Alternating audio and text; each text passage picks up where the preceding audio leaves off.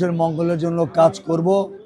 কিন্তু এই যে অন্যায়, এত বছর পরে ফিরে পাওয়া ভোটের অধিকার, যারা জুলাই যোদ্ধার নাম দিয়ে মানুষের মধ্যে এই বিভ্রান্তি ছড়িয়ে এজেন্ট দিতে পারেন না, হাজার হাজার ভোট কোত্থেকে আসে। আমরা রিকাউন্ট চাই এবং প্রশাসনিক কুর সুব্যবস্থা চাই।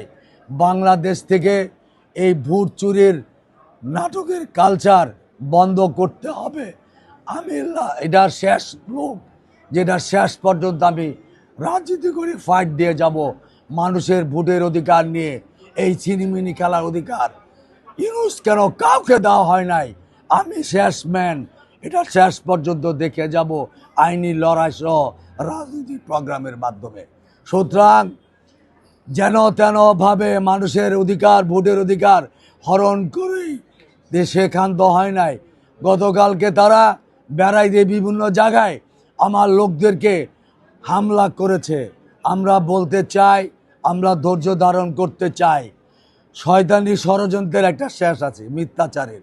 সুতরাং আমরা আইনি লড়াইয়ে যাব এবং এই মানুষের মৌলিক গণতান্ত্রিক অধিকার, বহু বছরের ফেরা ভোটের অধিকার যাতে আর কেউ ছিনিমিনি খেলতে না পারে, আমরা এর ব্যবস্থা নেব। সম্মানিত সাংবাদিক ভাই ও বোনেরা, আমি অনুরোধ করব আপনারা সরজমিনে যান। আপনারা দেখেছেন নির্বাচনের আগে আমি অন্তকে 50 থেকে 60,000 লোকের একটা মিছিল করেছি। সে লোক হয় না বলে মিছিল করতে পারে নাই, সে বিভিন্ন অপপ্রচার মিথ্যাচার করছে, আমরা উত্তর দিই নাই। আমরা ভূমিদস্যু। সাঁতার গোলের সভাপতি আমার এখানে আছে, যেখানে আমার প্রজেক্ট হাউজিংয়ের, ও প্রত্যেকটা কেন্দ্রে আমরা ওইখানে জিতেছি।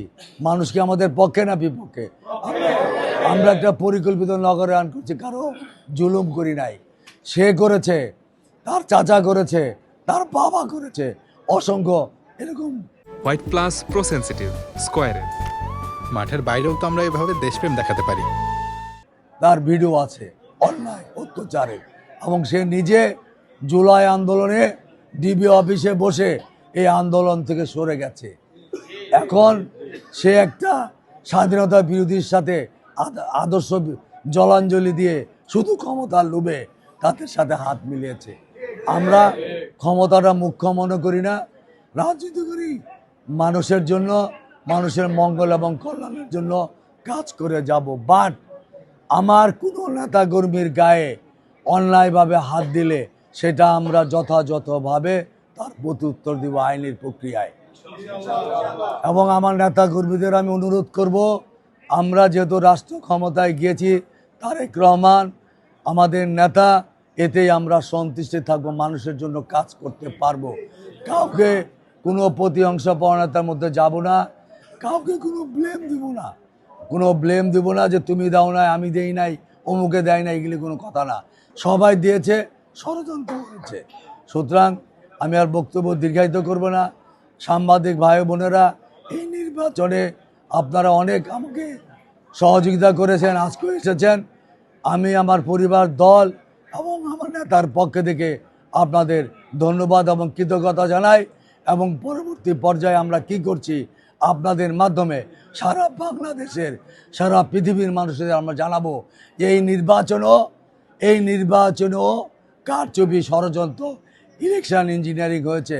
আমরা শুনতে পেরেছিলাম যে নাহিদ বলছে 10টা ভোট পেল আমি এমপি, সত্যি সেটা আমরা দেখলাম।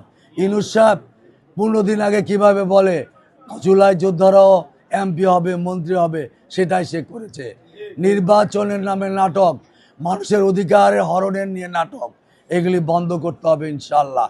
আমরা জনগণকে সাথে নিয়ে আগামী দিনে এই ভোটচোরদের অপকর্মের প্রতিবাদের ব্যবস্থা করব। ধন্যবাদ আপনাদের।